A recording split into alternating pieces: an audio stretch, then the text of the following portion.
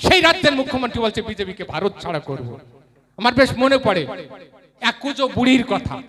কুজো এই বড় পুজ হয়েছে, বুঝলেন? এখন কুজো বুড়ি সে চিত হয়ে শুতে চায়, চিত হয়ে শুতে চায়। আমি ভাবেন তো, পিঠে যদি বড় কুজ হয় সে কি চিত হয়ে শুতে পারে? কুজো বুড়ির স্বাদ হয়েছে চিত হয়ে শুতে।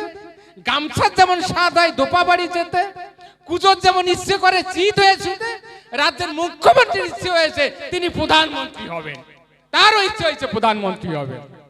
বেশ একটা গল্প মনে পড়ে।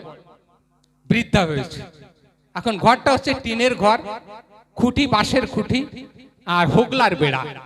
হোগলার বেড়া আপনারা জানেন। আর কল্পনা করুন বাড়িতে যদি উত্তর দিকে থাকে আর যদি ঝড় আসে তাহলে ঘরের অবস্থা কি হয়? মারাত্মক ঝড় এসছে। ঠাকুরমা বুড়ি কি করেছে? ছেলে মেয়েদের বুকে জড়িয়ে ধরিয়ে বসে রয়েছে। বসে ধই হরিচান ধই গুরুচান, মানে ধয় হরিচান ধয় গুরুচান, রক্ষা করো প্রভু, রক্ষা করো প্রভু, রক্ষা করো প্রভু, রক্ষা করো। ঝড় কি শোনে নাকি? ঝড় কি করছে? পাশের বড় বড় গাছগুলো ভেঙে দিচ্ছে, বড় বড় গাছগুলো ভেঙে দিচ্ছে। বুড়ি কি বলছে? ঠাকুর রে, আমার ছেলের ঘরটা যেন ভাঙিস না, আমার ছেলের ঘরটা, বীরেনের ঘর ভাঙ, ওই অরুণীর ঘর ভাঙ, ওই অমুকের ঘর ভাঙ, আমার ছেলের ঘরটা যেন ভাঙিস না, আমার ছেলের ঘরটা যেন ভাঙিস। শোনে নাকি ঝড়? ঝড় শোনে?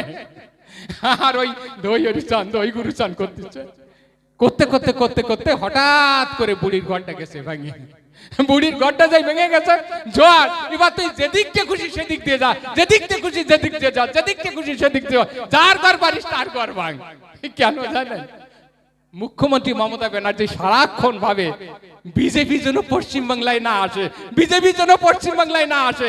এটা গেরুয়া ঝড়, ওই বুড়ির ঘরের মতন। আমি বলছি এই পশ্চিমবাংলায় গেরুয়া ঝড় আসবে এবং মমতা ব্যানার্জির ঘর ভেঙে চুরমার করে দেবে, চুরমার করে দেবে, চুরমার করে দেবে।